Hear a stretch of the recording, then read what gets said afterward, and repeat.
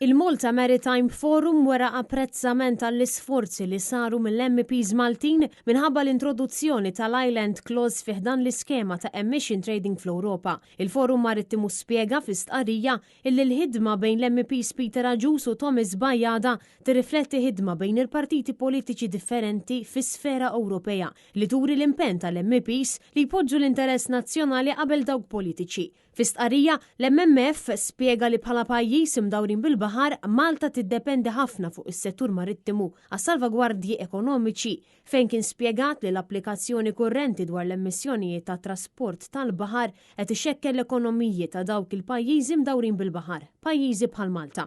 Għalhekk l-MMF qed terġa' tressaq il quddiem il-proposti tagħha li jappellaw għal trattament ekwu tal-pajjiżi l-kbar u l-Gżejjer Maltin, l-esklużjoni ta' ċertu klawżoli li jkunu protetti numru ta' servizzi essenzjali. Fejn anka spjegaw li għandu jsir risk assessment dwar riski ta' konnessjonijiet bejn il-pajjiżi varji. Il-proposta li ġiet ippreżentata minn Peter Agius u Thomas Bajada turi l-obbligazzjoni tal-Kummissarji. Il-proposta li ġiet ippreżentata minn Peter Agius u Thomas Bajada turi l-obbligazzjoni tal-Kummissjoni Ewropea sabiex tikkonsidra l-iżvantaġġi li għandhom il-Gżejjer ekonomikament, soċjalment u anka fejn jidħol it-territorju.